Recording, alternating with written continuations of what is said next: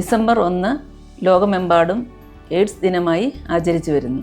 HIV അണുബാധയെപ്പറ്റി ജനങ്ങളിൽ അവബോധം വളർത്തുന്നതിനും HIV പ്രതിരോധ പ്രവർത്തനങ്ങളിൽ പൊതുജന പങ്കാളിത്തം ഉറപ്പുവരുത്തുന്നതിനും HIV അണുബാധിതരോട് ഐക്യദാർഢ്യം പ്രഖ്യാപിക്കുന്നതിനും HIV അണുബാധ മൂലം മരണമടഞ്ഞവരെ അനുസ്മരിക്കുന്നതിനുമാണ് ഈ ദിനം നാം ആചരിക്കുന്നത്.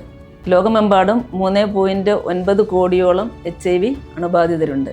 യങ് ഏജ് ഗ്രൂപ്പിലാണ് ഈ അണുബാധ ഉണ്ടാകുന്നതെന്നതിനാൽ രാജ്യത്തിൻ്റെ തന്നെ സമ്പദ് വ്യവസ്ഥയെ പ്രതികൂലമായി ബാധിക്കുന്ന ഒരു അണുബാധയാണ് HIV അണുബാധ താരതമ്യേന കുറഞ്ഞ സംസ്ഥാനമാണ് കേരളം.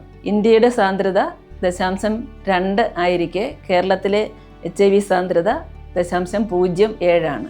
അങ്ങനെയാണെങ്കിലും അയൽ സംസ്ഥാനങ്ങളിൽ HIV സാന്ദ്രത വളരെയധികം ആയതിനാലും അയൽ സംസ്ഥാനങ്ങളിൽ നിന്നും മറ്റു രാജ്യങ്ങളിൽ നിന്നും ആളുകൾ നമ്മുടെ സംസ്ഥാനത്തേക്ക് സഞ്ചരിക്കുന്നതിനാലും ഇവിടെ നിന്ന് ആളുകൾ വിദ്യാഭ്യാസത്തിനും ജോലിക്കുമായി പുറത്തേക്ക് സഞ്ചരിക്കുന്നതിനാലും നമ്മുടെ സംസ്ഥാനം HIV അണുബാധ ഉണ്ടാകാൻ വളരെയധികം സാധ്യതയുള്ള ഏറ്റവും റിസ്ക് ഉള്ള ഒരു സംസ്ഥാനമാണ്.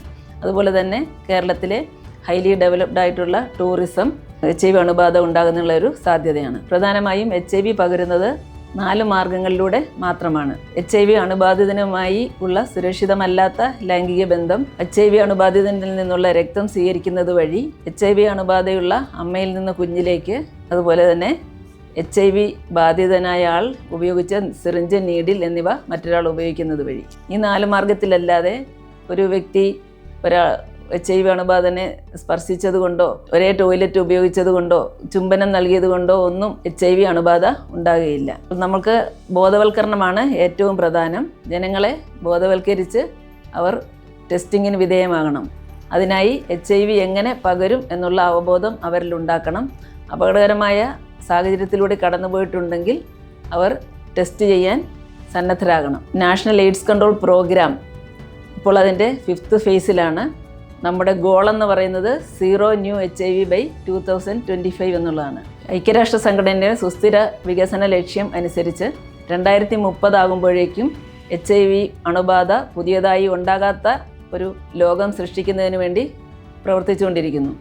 കേരളം ഈ നേട്ടം 2025 കൈവരിക്കാൻ ഉള്ള ശ്രമത്തിലാണ്. സന്നദ്ധ രക്തദാനം പ്രോത്സാഹിപ്പിക്കുന്നത് വഴി HIV പ്രതിരോധം സാധ്യമാകുന്നു. സന്നദ്ധ രക്തദാനം എന്നാൽ ഒരു വ്യക്തി പ്രതിഫലേച്ഛ കൂടാതെ ആർക്കാണ് രക്തം നൽകുന്നതെന്ന് അറിയാതെ സ്വമേധയാ രക്തം ദാനം ചെയ്യുന്നതിനാണ് സന്നദ്ധ രക്തദാനം എന്ന് പറയുന്നത്. സന്നദ്ധ രക്തദാനം നൽകുന്ന വ്യക്തിക്ക് രക്തദാനത്തിന് മുമ്പായി കൗൺസിലിങ്ങും അതുപോലെ അവരുടെ രക്തം 4 രോഗങ്ങൾക്കെതിരായി ഉള്ള ടെസ്റ്റുകൾ നടത്തിയുമാണ് രക്തം മറ്റൊരു വ്യക്തിക്ക് നൽകുന്നത്. അതിനാൽ സന്നദ്ധ രക്തദാനത്തിലൂടെ ലഭിക്കുന്ന രക്തം നമുക്ക് വിശ്വസിച്ച് സ്വീകരിക്കാം.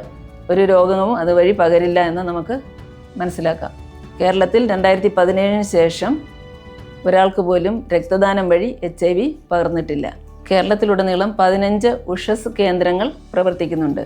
ഈ കേന്ദ്രങ്ങൾ വഴി HIV അണുബാധിതർക്ക് സൗജന്യ ചികിത്സ ലഭ്യമാക്കുന്നു. ഈ വർഷത്തെ ലോക എയ്ഡ്സ് ദിനത്തിന്റെ സന്ദേശം ടേക്ക് ദി റൈറ്റ്സ് പാത്ത് എന്നുള്ളതാണ്. അവകാശങ്ങളുടെ പാത സ്വീകരിക്കൂ. അതായത് മനുഷ്യാവകാശങ്ങളെ സംരക്ഷിച്ചുകൊണ്ട് കമ്മ്യൂണിറ്റികൾ മുന്നിട്ടിറങ്ങിയാൽ 2030 ആകുമ്പോഴേക്കും സുസ്ഥിര വികസന ലക്ഷ്യങ്ങൾ അനുസരിച്ച് നമ്മുടെ നാട്ടിൽ നിന്നും HIV ഇല്ലായ്മ ചെയ്യാൻ നമുക്ക് കഴിയും. മനുഷ്യാവകാശങ്ങൾ സംരക്ഷിച്ചുകൊണ്ട് കമ്മ്യൂണിറ്റികൾ പ്രവർത്തിച്ചാൽ 2030 ആകുമ്പോഴേക്കും നമ്മുടെ നാട്ടിൽ നിന്നും HIV അണുബാധ പുതിയതായി ഉണ്ടാകാത്ത ഒരു അവസ്ഥയിലേക്ക് നമുക്ക് എത്തിച്ചേരാനാകും.